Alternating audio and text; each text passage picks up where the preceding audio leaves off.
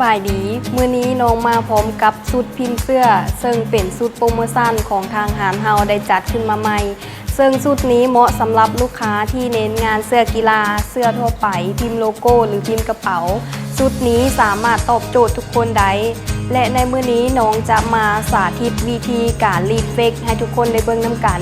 ซึ่งเฟกของทางหารเฮาก็จะมีอยู่2แบบก็คือเฟก PVC และเฟก PU คืออยู่ด้านนี้เนาะคือเฟก PVC ของเราจะมีหน้ากว้าง60ซนยาว50เมตรใน1กอและเฟก PU จะมีหน้ากว้าง50ซนยาว25เมตรแต่ในมื้อนี้น้องจะมาใส่เป็นเฟก PVC เนาะในการสาธิตให้เบิ่งก็คือตัวนี้เราได้ตัดออกมาผ่านเครื่องตัดวิกไซ Q3 เครื่องนี้เนาะเป็นที่เรียบร้อยแล้วจะได้แบบนี้สำหรับขั้นตอนการรีดก็บ่มีอย่างหลายมือใหม่ก็สามารถรีดได้คือกันในการปรับอุณหภูมิในการรีดเฟกเราจะใส่อยู่ที่160องศาเซเวลาเอา5วินาทีสำหรับลูกค้าที่ว่าอยากจะรู้รายละเอียดในการปรับอุณหภูมิสามารถกลับไปเบิ่งย้อนหลังได้ที่เพจของเราได้อัพลงเนาะอุณหภูมิของเราปรับไว้ก็ฮอดแล้วหลังจากนั้นเรามาเบิ่งนํกันเลย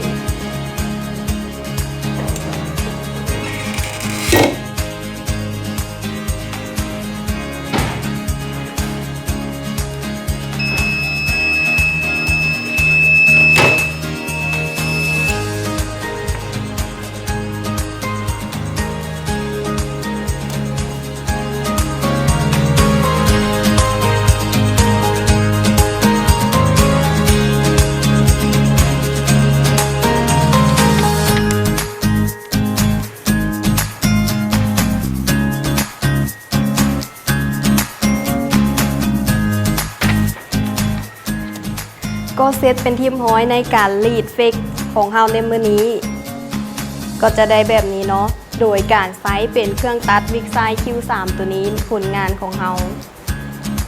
สำหรับใครที่ต้องการเฟกดีๆมีคุณภาพและอุปกรณ์การพิมพ์ต่างๆสามารถสอบถามกันเข้ามาได้เพราะในตอนนี้ทางหารเฮามีโปรโมชั่นลดราคาเฟกเนาะถ้าหากลูกค้าซื้อหลายยิ่งมีส่วนลดหลายและลูกค้าท่านใดที่มาซื้อสินค้าอยู่ทางหารเฮาจะได้รับคะแนนสะสมทุกๆครั้งถ้าสะสมคะแนนฮอด100คะแนนจะได้รับของแถมเป็นลำโพงบลูทูธขาตั้งโทรศัพท์และหูฟังไร้สายไปใช้กันเลย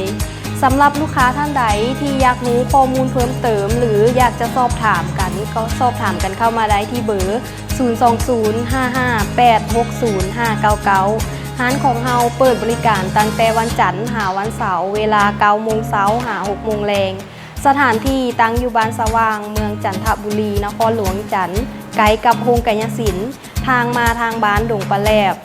สำหรับมื้อนี้น้องต้องจบคลิปไว้เพียงเท่านี้พบกันใหม่ในคลิปหน้าสบายดี